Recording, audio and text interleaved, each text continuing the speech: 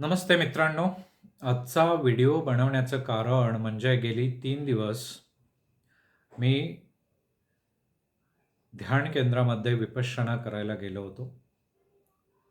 आळंदीपासून साधारणतः 8 किलोमीटरच्या अंतरावर मरकळ नावाचं गाव आहे. त्या गावामध्ये अतिशय निसर्गरम्य आणि शांत वातावरणामध्ये मला ध्यान करायची संधी मिळाली. साधारणतः गेली 18 वर्षे मी विपश्यना करतो आणि माझे अनुभव तेव्हापासून आत्तापर्यंत अतिशय चांगले राहिलेले आहेत. मला ते तुमच्याबरोबर शेअर करायचे आहेत, म्हणून हा व्हिडिओ मी बनवतोय. त्याच्या आधी मी सुरुवातीलाच विपश्यना काय आहे हे मी सांगू इच्छितो. आपल्यापैकी बऱ्याच जणांना ते माहिती असेल, ऐकिवात असेल किंवा काही जणांनी स्वतः विपश्यना केलेलीही असेल. तर विपश्यना ही ध्यान पद्धती गेले 2600 वर्षे भारतीय उपखंडामध्ये केली जाते आणि ती अन्य कुठल्याही ध्यान धारणेपेक्षा किंवा ध्यान साधनेपेक्षा अतिशय वेगळी आहे. तसं पाहिलं तर ती वाटायला सोपी आहे, पण जर आपण विपश्यना करायला गेलो तर ते अतिशय अवघडही आहे. त्याचं कारण काय आहे मी या व्हिडिओमध्ये तुम्हाला पुढे सांगेनच. विपश्यना ही भगवान बुद्धापासून आत्तापर्यंत जेवढे जेवढे ऋषी, मुनी, संत, महात्मे, योगी पुरुष झाले, त्यांनी त्या ध्यान पद्धतीचा अवलंब करून मोक्ष मिळवलं. स्वतःच्या अंतर्मनाला, चित्ताला नितांत निर्मळ बनवलं, असं समजलं जातं आणि त्याच्यामध्ये बऱ्याच अंशी तथ्य आहे, असा माझा अनुभव आहे. विपश्यना ध्यानविधी काय आहे हे मी पहिल्यांदा सांगू इच्छितो किंवा विपश्यना केंद्रामध्ये विपश्यना कशा प्रकारे केली जाते हे मी तुम्हाला सांगू इच्छितो. साधारणतः सकाळी 4 वाजता तुम्हाला उठावं लागतं आणि ध्यानासाठी बसावं लागतं फ्रेश होऊन. आणि रात्री साधारणतः 9 वाजेपर्यंत तुम्हाला सतत ध्यान करायला सांगितलं जातं किंवा तुमच्याकडून ते करवून घेतलं जातं. विपश्यना ही जेव्हा तुम्ही पहिल्यांदा करता तेव्हा ती 10 दिवसांचीच केली जाते. 10 दिवसांपेक्षा कमी कालावधीची विपश्यना साधना तुम्ही करू नाही शकत. एकदा तरी तुम्हाला 10 दिवसाची विपश्यना साधना करावी लागते. त्याच्यानंतर तुम्ही जर तुम्हाला फारसा वेळ नसेल तर 3 दिवसांचं विपश्यनेचं शिबिर करू शकता. 10 दिवसाच्या साधनेमध्ये साधारणतः पहिले 3 दिवस तुम्हाला श्वासोच्छ्वासाचं ऑब्झर्वेशन किंवा तुम्हाला तुमचा श्वास आणि उच्छ्वास सतत ऑब्झर्व करायला सांगितला जातो. त्याला आनापान असं म्हणतात. त्याचं एकमेव कारण म्हणजे तुम्ही जेव्हा तुमच्या श्वासाला आणि उच्छ्वासाला सतत पाहत राहता, ऑब्झर्व करत राहता, तेव्हा हळूहळू तुमचं मन कॉन्सन्ट्रेट होतं आणि पुढे जेव्हा विपश्यना साधना ॲक्च्युअल शिकवली जाते, तेव्हा त्यात तुम्हाला त्याचा फायदा होतो. उरलेले बाकीचे दिवस तुम्हाला ॲक्च्युअल विपश्यना म्हणजे काय असतं ते शिकवलं जातं. विपश्यना साधना जेव्हा तुम्ही करायला जाता ध्यान केंद्रामध्ये, तुमच्या जवळ असलेल्या सगळ्या प्रकारच्या वस्तू तुम्हाला तिथे सबमिट कराव्या लागतात. तुमच्याकडे जर मोबाईल फोन असेल, घड्याळ असेल, अन्य कुठलीही जर गोष्ट असेल कपड्यांव्यतिरिक्त किंवा ज्या गोष्टी गरजेच्या आहेत तिथे राहताना, जसं की साबण, टूथब्रश वगैरे, या गोष्टींव्यतिरिक्त बाकी सगळ्याच्या सगळ्या गोष्टी तुम्हाला तिथे सबमिट कराव्या लागतात आणि थ्रूआउट 10 दिवस तुम्हाला कुठल्याही प्रकारे कोणाशीही संपर्क नाही ठेवता येत. म्हणजे तुम्हाला वेगळी अशी रूम दिली जाते राहण्यासाठी. एकट्यानेच त्या रूममध्ये तुम्हाला राहावं लागतं आणि ह्या रूममध्ये राहत असताना तुम्हाला सगळी व्यवस्था दिलेली असते डे टू डे लाईफच्या ज्या तुम्हाला ॲक्टिव्हिटीज करायच्या असतात त्याच्यासाठी. पण या रूममध्ये राहत असताना तुम्हाला कोणाला स्पर्श नाही करता येणार किंवा कोणाशी बोलताही नाही येणार किंवा कोणाच्या नजरेत नजरसुद्धा नाही घालता येणार, अशा प्रकारची व्यवस्था केलेली असते. संपूर्णपणे काया, वाचा आणि मनाचं ब्रह्मचर्य तुम्ही कसं पाळाल हे 10 दिवस ह्याची पूर्णपणे तिथे काळजी घेतली जाते. विपश्यना च्या यशामध्ये काया, वाचा, मनाच्या ब्रह्मचर्याचा पूर्णपणे वाटा आहे. मोठा असा वाटा आहे. त्याच्याशिवाय तुम्ही विपश्यना करूच नाही शकणार बेसिकली. तिथे तुम्हाला संपूर्ण 10 दिवस मौन पाळावं लागतं. तेच नियम तुम्हाला 3 दिवसाच्या शिबिरामध्ये सुद्धा पाळावे लागतात किंवा पुढे जाऊन जेव्हा आपण विपश्यना साधनेमध्ये एक्सपर्ट होतो, तेव्हा सतीपट्टन विपश्यना नावाचं एक ॲडव्हान्स टेक्निक आहे विपश्यनेचंच पुढचं पाऊल किंवा पुढचं रूप. ते करताना सुद्धा तुम्हाला हेच नियम पाळावे लागतात. अतिशय साधासुद्धा बेड किंवा गादी तुम्हाला झोपायला दिली जाते आणि खाण्यापिण्याची पूर्ण व्यवस्था असते. विपश्यना ही पूर्णपणे निःशुल्क असते. आता विपश्यना करताना एक्झॅक्टली काय होतं, तर विपश्यना ही तुम्हाला तुमच्या अंतर्मनामध्ये जितक्या खोलवर घेऊन जाता येईल तितक्या खोलवर घेऊन जाते. साधारणतः माणूस म्हणून आपण वेगळ्या वेगळ्या भ्रमामध्ये असतो. आपण कितीही हुशार असलो, शाळेपासून आत्तापर्यंत आपल्या कौटुंबिक, वैयक्तिक किंवा सामाजिक जीवनामध्ये आपण कितीही बुद्धिमान असलो, यशस्वी असलो, तरीसुद्धा आपल्याला स्वतःविषयी आणि अन्य लोकांविषयी बरेचसे भ्रम असतात. म्हणजे मीच शहाणा आहे, मी खूप बुद्धिमान आहे, मीच सगळ्यात चांगला आहे, मी जो निर्णय घेतो तो कधीही चुकत नाही, मलाच सगळं कळतं, बाकीचे सगळे मूर्ख आहेत किंवा कमी दर्जाचे आहेत, कमी प्रतीच्या आहेत, मी म्हणेन तीच पूर्व दिशा. अशा वेगळ्या वेगळ्या प्रकारचे भ्रम आपल्या मनामध्ये आपण सतत बाळगत असतो. आपल्या आयुष्यामध्ये साधारणतः एखादी गोष्ट वाईट घडली तर त्याचं साहजिकच आपल्याला वाईट वाटतं, कारण आपण माणूस आहोत. मनुष्य प्राण्याला ह्या गोष्टीचं वाईट वाटतं. पण आपल्या आयुष्यामध्ये मोठ्यातली मोठी आणि छोट्यातली छोटी बरी वाईट जी गोष्ट घडते, त्याचं कारण आपण सतत दैवाला दोष देत असतो त्याचं कारण म्हणून, किंवा आपल्या नशिबाला दोष देत असतो. काही जण आपल्यापैकी जे पुनर्जन्मावर विश्वास ठेवतात ते आपल्या पूर्वजन्माला किंवा पूर्वकर्माला दोष देत असतात, किंवा वेगळ्या वेगळ्या आजूबाजूच्या लोकांना, कुटुंबातल्या लोकांना, मित्रांना, मैत्रिणींना किंवा आपण ज्यांच्याबरोबर काम करतो त्यांना दोष देत असतात.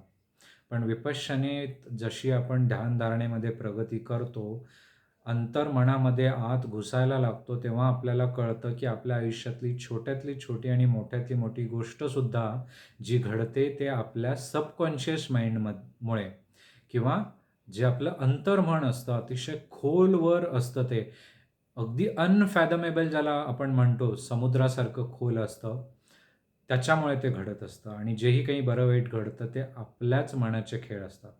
साधारणतः मन जे असतं ते कधीही वर्तमानात नाही राहत. सतत ते भूतकाळात जातं, भूतकाळातल्या गोष्टी ते आठवतं, भूतकाळातल्या गोष्टींना ते मॅनिप्युलेट करतं आणि वेगळ्या वेगळ्या कल्पनांमध्ये ते आपल्याला गुरफटवून टाकत असतं आणि प्रेझेंटमध्ये किंवा वर्तमानामध्ये ते कधीही राहत नाही.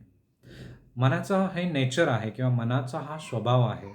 हा जो स्वभावच आहे तो आपल्या आयुष्यातल्या सुखदुःखांना, यशापयशाला कारणीभूत ठरत असतो. आपण जेव्हा व्यक्ती म्हणून कुटुंबामध्ये, समाजामध्ये वावरत असतो, तेव्हा आपल्याला कळत नाही की आपलं जे सबकॉन्शियस माइंड आहे, अंतर्मन आहे, ते आजूबाजूच्या सगळ्या गोष्टी ग्रहण करत असतं आणि ते आपल्या अंतर्मनात म्हणजे त्याच्या स्वतःच्या जागेमध्ये ते साठवून ठेवत असतं आणि पुढे आपलं नशीब त्याच्यामुळेच घडत असतं. नशीब म्हणजे आपल्या आयुष्यामध्ये ज्या ज्या गोष्टी पुढे घडणार आहेत ते त्या अंतर्मनाच्या ॲक्टिव्हिटीजमुळेच घडत असतात, पण आपल्याला त्या आठवत नसतात सहसा.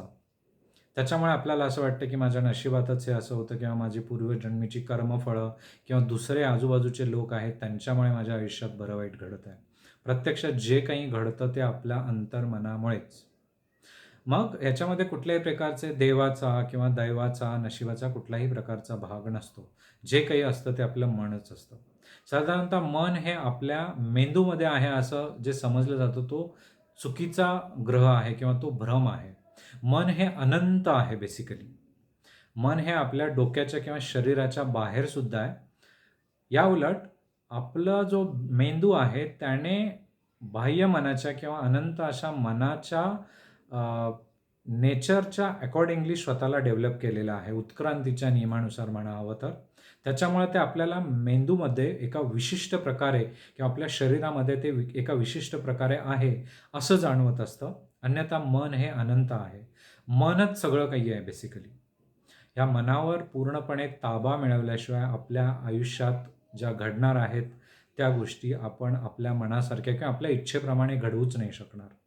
त्या मनाला पूर्णपणे ट्रेन करण्यासाठी, त्याला व्यवस्थित आपल्या काबूत ठेवण्यासाठी, आपल्या ताब्यात ठेवण्यासाठी विपश्यना पद्धती वापरली पाहिजे आणि आपलं आयुष्य सुखी समृद्ध करायला पाहिजे बेसिकली. पण विपश्यनेचा केवळ हाच हेतू नाही आहे. विपश्यनेचा हेतू हा निर्वाण किंवा मोक्षाचा हेतू आहे. आपलं आयुष्य नितांत निर्मळ झालं पाहिजे, शुद्ध झालं पाहिजे, पवित्र झालं पाहिजे, परमेश्वरासारखं झालं पाहिजे. खरं तर हा त्या विपश्यना साधनेचा हेतू आहे. जसं जसं आपण खोलवर प्रगती करत जातो विपश्यनेच्या वाटेवर किंवा त्या साधनेच्या मार्गावर, तेव्हा बाह्य गोष्टींबरोबर अंतर्मनात सुद्धा आपण पूर्णपणे डोकावत जातो आणि आपल्या लक्षात येतं की जे पिंडी तेच ब्रह्मांडी आहे. म्हणजे बाहेर जे आहे ते बेसिकली आपल्या आतच आहे, अंतर्मनामध्येच आहे.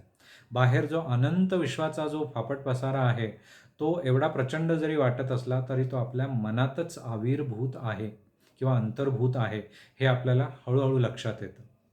मॉडर्न सायन्समध्ये, मॉडर्न फिजिक्समध्ये किंवा क्वांटम मेकॅनिक्समध्ये जे सगळ्यात लेटेस्ट असे जे शोधसुद्धा लागलेले आहेत, ते पूर्वीच्या काळच्या ऋषीमुनींनी सुद्धा जाणून घेतले होते, असं मला वाटतं आणि त्याच्यामध्ये फारशी मला शंका नाही आहे. मी पूर्णपणे विज्ञानवादी आहे, पूर्णपणे इहवादी आहे आणि पूर्णपणे रॅशनल विचार करणारा आहे, सद्सद विवेक बुद्धीचा अवलंब करणारा आहे. तरीसुद्धा मला जराही यात शंका नाही की आधुनिक शास्त्रज्ञांनी जे जे शोध लावलेत, तेच शोध पूर्वीच्या लोकांनी सुद्धा आणि सगळ्याच धर्मांच्या लोकांनी, केवळ भारतीय धर्मांच्या लोकांनीच असं नाही, भारताच्या बाहेर पूर्वेकडे किंवा पश्चिमेकडे मिडल ईस्टमध्ये जे सगळे धर्म झाले त्या लोकांना सुद्धा तेच सत्य गवसलं होतं. याच्याबद्दल मला काहीच शंका नाही बेसिकली. कारण माझा स्वतःचा तसा अनुभव आहे. विपश्यना शिकण्यासाठी किंवा ते उत्तुंग असं ज्ञान जाणून घेण्यासाठी तुम्हाला अतिशय हायली एज्युकेटेड असलं पाहिजे किंवा तुम्हाला अतिशय बुद्धिमान असलं पाहिजे असं जरासुद्धा नाही. सर्वसाधारणपणे तुम्हाला तुमची मातृभाषा कळत असेल आणि त्या भाषेमध्ये तुम्हाला जर इन्स्ट्रक्शन देण्यात आल्या विपश्यना एका विशिष्ट प्रकारे विपश्यनेची साधना करण्यासाठी, तर ते तुम्हाला सहजपणे कळतं. विपश्यना तुम्ही फॉलो करू शकता आणि विपश्यना केल्यानंतर तुम्हाला, जर तुम्ही त्याचा डे टू डे लाईफमध्ये तुम्ही सकाळ संध्याकाळ जर विपश्यना साधना करत असाल, तर तुमची एवढी प्रगती होईल की तुमचं मन जे आहे ते निर्मळ, नितांत निर्मळ, शुद्ध, पवित्र, अगदी परमेश्वरासारखं होऊन जातं. हा विपश्यनेचा दुसरा भाग आहे. तिसरा भाग आहे धर्माचा. धर्म आपल्याकडे कित्येक आहेत. अख्ख्या विश्वामध्ये जर बघितलं जातं तर पुष्कळसे धर्म आहेत.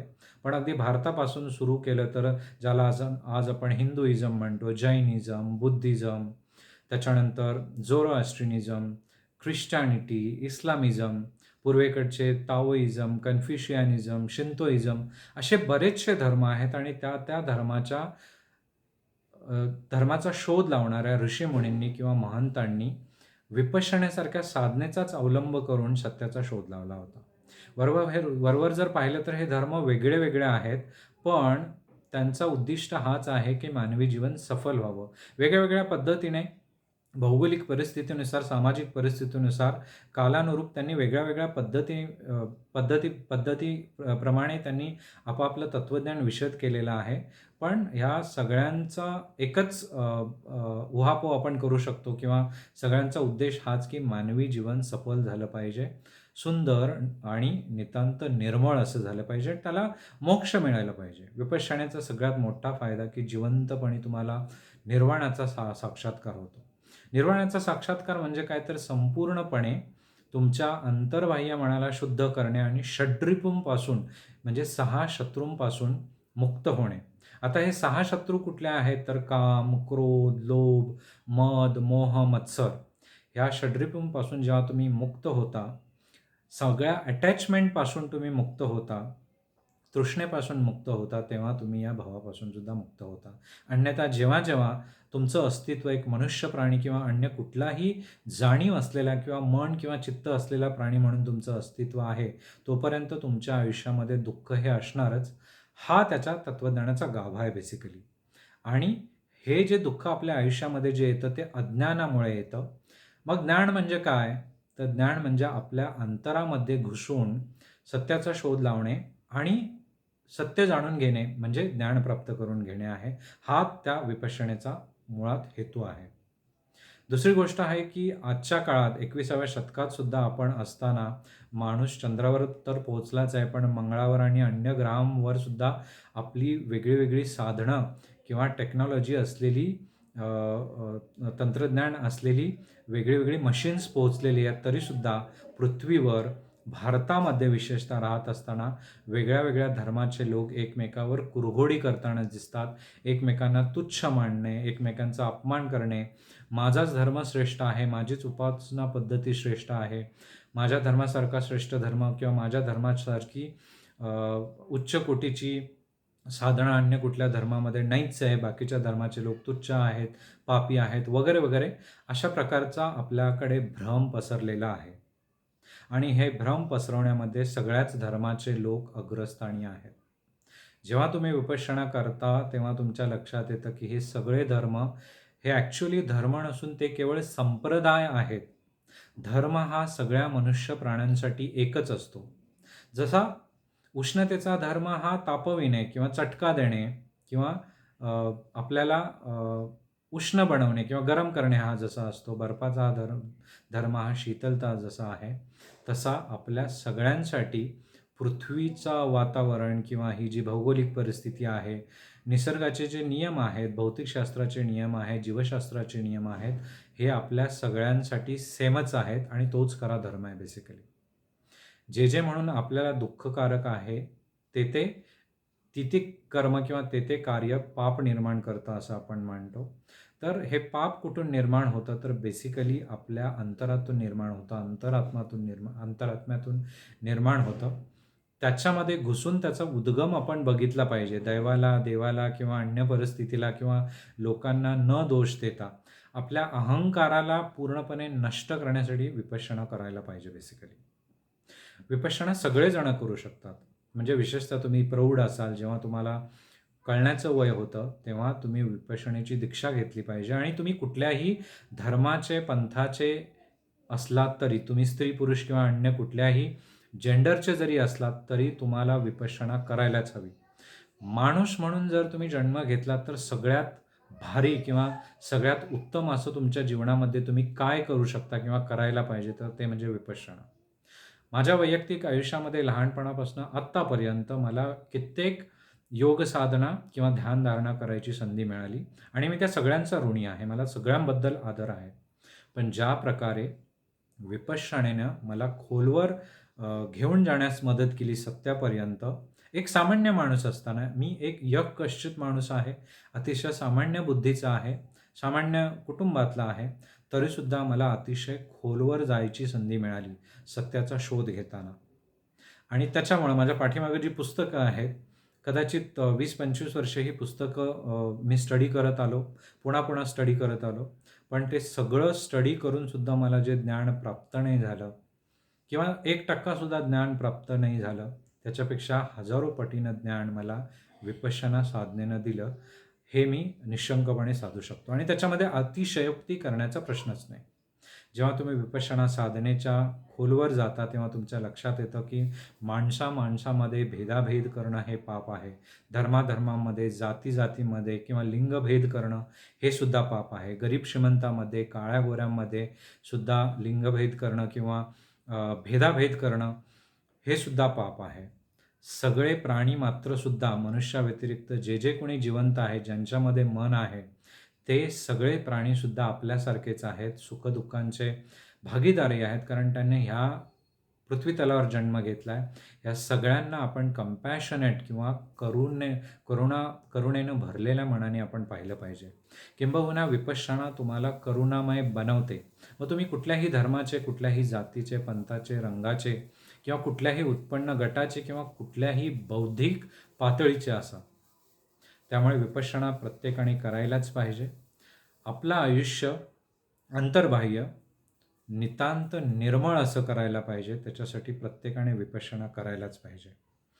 पुण्यामध्ये, महाराष्ट्रामध्ये, संपूर्ण देशामध्ये आणि विश्वामध्ये विपश्यनेची बरीचशी केंद्र आहेत बेसिकली. विपश्यना हा खरा धर्म आहे आणि धर्म तुम्हाला पैशांनी विकत नाही घेता येत. धर्म हा तुम्हाला त्यागानेच प्राप्त करायला मिळतो बेसिकली. तुम्हाला कुठला त्याग करायला पाहिजे 10 दिवसांसाठी? तर तुमच्या ज्या रोजच्या सवयी आहेत, कुठल्या सवयी जेव्हा आपण बोलतो विशेषतः, मौन न पाळता जेव्हा आपण साधारणतः रोज बोलतो, स्वतःची खुशामत करतो, आपल्याविषयी बढाई सांगतो, स्वतःच्या मनाला सतत सांगत असतो की मी हुशार आहे, मी श्रीमंत आहे, मी सुंदर आहे, माझ्यासारखा कोणीच नाही, माझ्यापेक्षा भारी कोणीच असू नाही शकत, माझ्यामधली निर्णयशक्ती, डिसिजन मेकिंग इतर कोणाशी त्याच्याशी तुलना होऊ नाही शकत. असे जे भ्रम आहेत ते आपण स्वतःविषयी आपल्याला पाळत राहतो, दुसऱ्यांना आपण सांगत राहतो. तेव्हा सगळ्यात पहिल्यांदा म्हणजे मौन पाळणे, म्हणजे तुमचा जो तुम्ही वाचेनं खोटं बोलता अजाणतेपणी किंवा जाणतेपणी, त्याच्यावर आपल्याला कंट्रोल करायला पाहिजे. विपश्यनेमध्ये तुम्हाला मौन तेवढ्यासाठीच 10 दिवस पाळायला लावलं जातं.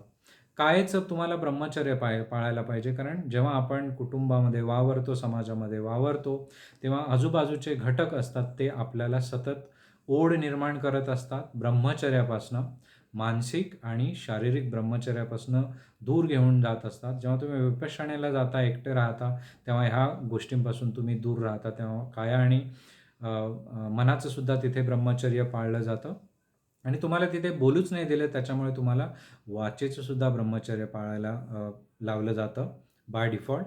त्याच्याबरोबर तुम्हाला साधंसुद्धा खायला दिलं जातं. व्हेजिटेरियन किंवा शाकाहारी फूड किंवा अन्न खायला दिलं जातं. त्याच्यामुळे तुम्ही कुठल्याही प्रकारचे अजाणतेपणे किंवा जाणतेपणी डायरेक्टली किंवा इनडायरेक्टली जी हिंसा घडते मांसाहार खाल्ल्यामुळं, त्याच्यापासून तुम्ही दूर राहता. आणि सगळ्यात महत्त्वाचं म्हणजे आपल्या इंद्रियांनी, जी पंचेंद्रिय आहेत, या पंचेंद्रियांनी आपण सतत बाह्य जगाच्या संपर्कात असतो. हा संपर्क तुमचा तुटून तुम्ही तुमच्या अंतर्मनामध्ये डोकावून पाहता, कारण तुम्हाला डोळे झाकून ध्यान करायचं असतं आणि आपल्या मनाला, शरीराला ऑब्झर्व करायचं असतं. तेव्हा तुमचं मन बाह्य गोष्टींमधून अंतर्मनामध्ये डोकावण्यास मदत होते. हाच तुम्हाला त्याग करायचा असतो. त्याच्यामुळेच तुम्हाला धर्मप्राप्ती होतं. बाकी कुठलीही गोष्ट तुम्ही हजारो, लाखो, कोट्यवधींचं तुम्ही पैशाचं दान करत असाल किंवा अन्य कुठल्याही गोष्टींचं दान करत असाल, तुम्ही स्वतःला धर्मराज समजत असाल, कर्ण समजत असाल, हरिश्चंद्र समजत असाल, सत्यवान, सावित्री, प्रभू रामचंद्र, अन्य काहीही स्वतःला समजत असाल, तर तो केवळ भ्रम आहे. आपण शुद्ध, नितांत, निर्मळ आणि चारित्र्यवान तेव्हाच होऊ शकतो, जेव्हा अंतर्मनातली घाण आपण बाहेर काढतो आणि आपलं सबकॉन्शियस माइंड अजाणतेपणे आपल्या परस्पर बाह्य गोष्टींचं ऑब्झर्वेशन करून सतत ही घाण गोळा करत असतं आणि ते मनाच्या कोंदणात साठवून ठेवत असतं. ते इन जनरल सहसा आपण जेव्हा जगतो तेव्हा आपल्याला कळत नाही. ही सगळी घाण बाहेर काढण्याचं काम तुमच्या मनाला, तुमच्या चारित्र्याला नितांत निर्मळ आणि शुद्ध करण्याचं काम विपश्यना करते. हाच विपश्यनेचा मेन उद्देश आहे, बेसिकली मूळ उद्देश आहे. आणि त्याच्यामुळेच विपश्यना ही ध्यान पद्धती पूर्णतः निःशुल्क आहे. कारण धर्म हा कधीही पैशांनी विकत घेतला जाऊ शकत नाही. म्हणून विपश्यनासुद्धा निःशुल्क आहे. तुम्हाला तुमच्या 10 दिवसांचा वेळ काढून विपश्यनेला गेलं पाहिजे आणि तुम्हाला तिथं तप करायचं आहे 10 दिवस, बेसिकली ध्यान करायचं आहे स्वतःसाठी. बाह्य जगाला बदलवण्यासाठी किंवा बदलण्यासाठी नाही, स्वतःला अंतर्बाह्य बदलण्यासाठी. चॅरिटी बिगिन्स ॲट होम असं म्हणतात. तर जगाला बदलण्याचा प्रयत्न करण्यापेक्षा स्वतःला आपण बदललं पाहिजे. त्याच्यासाठीच विपश्यना करायला पाहिजे. म्हणून विपश्यना किंवा कुठलीही ध्यान पद्धती जर तुम्हाला पैशांनी दिली जात असेल, द्रव्य घेऊन दिली जात असेल, तुम्हाला विकली जात असेल, तर ती तुम्हाला धर्म शिकवू शकत नाही. ती तुम्हाला पुण्य मिळवून देऊ शकत नाही. हाच विपश्यनेच्या निःशुल्क असण्यापाठीमागचा हेतू आहे. पुण्यामध्ये स्वारगेटमध्ये विपश्यना केंद्र आहे. तिथे जाऊन तुम्ही रजिस्टर करू शकता किंवा वेबसाईटवर जाऊ शकता. पुण्यापासून आळंदी किती दूर आहे हे आपल्या सगळ्यांनाच माहिती आहे. आळंदीपासून 8 किलोमीटरच्या अंतरावर मरकळ नावाचं विलेज आहे. तिथे मी नेहमी गेल्या 18 वर्षांपासून ध्यानधारणा करण्यासाठी जातो. निसर्गरम्य अशा वातावरणात ध्यान, शांत अशा वातावरणात ध्यान करायला मिळतं आणि या सगळ्यांचा, विपश्यनेला हातभार लावणाऱ्या सगळ्यांचा मी ऋणी आहे, कारण कुठल्याही प्रकारचा पैसा किंवा द्रव्य न घेता विपश्यना शिकवली जाते. अर्थात विपश्यना केल्यानंतर जर तुम्हाला असं वाटलं की ज्या प्रकारे निःशुल्कपणे आपल्याला धर्म शिकायला मिळाला, ध्यानधारणा करायला मिळाली, अनंत अशा मनाच्या खोल समुद्रात बुडी मारायला मिळाली, सत्य जाणायला मिळालं आणि मन शुद्ध करण्याचं भाग्य मला मिळालं. तसंच भाग्य इतरांनासुद्धा लाभावं, त्याच्यामुळे इतरांनासुद्धा मदत व्हावी म्हणून जर तुम्हाला दान करायची इच्छा झाली, तर तुम्ही तिथे दान करू शकता. विपश्यनासाठी दान त्यांच्याकडूनच घेतलं जातं, ज्यांनी विपश्यनेचा लाभ घेतला म्हणजे विपश्यना साधना केलेली आहे, एकदा तरी केलेली आहे. त्याच्यामुळे मला असं वाटतं, की आपल्या सगळ्यांनी, ज्यांनी हा व्हिडिओ बघितलाय, त्या सगळ्यांनी आयुष्यात माणूस म्हणून जन्म घेतलाय. तो जन्म अतिशय दुर्मिळ असा आहे. आपल्याला माहिती नाही याच्या पलीकडे काय आहे. पण माणूस म्हणून जन्म घेताना सगळ्यात उच्च कोटीचं सुख काय असेल, तर मनाला नितांत निर्मळ बनवणे, ते विपश्यनेतनं आपल्याला प्राप्त होतं. आपल्या प्रत्येकाने ते घेतलं पाहिजे, सुख अनुभवलं पाहिजे असं मला वाटतं. आणि प्रत्येकाने विपश्यना करायला पाहिजे असा माझा सल्ला तर आहेच आहे, पण आग्रहसुद्धा आहे माणूस म्हणून. हा व्हिडिओ तुम्ही सगळ्यांपर्यंत, जास्तीत जास्त लोकांपर्यंत पोहोचवावा, ही माझी तुम्हाला विनंती आहे. धन्यवाद.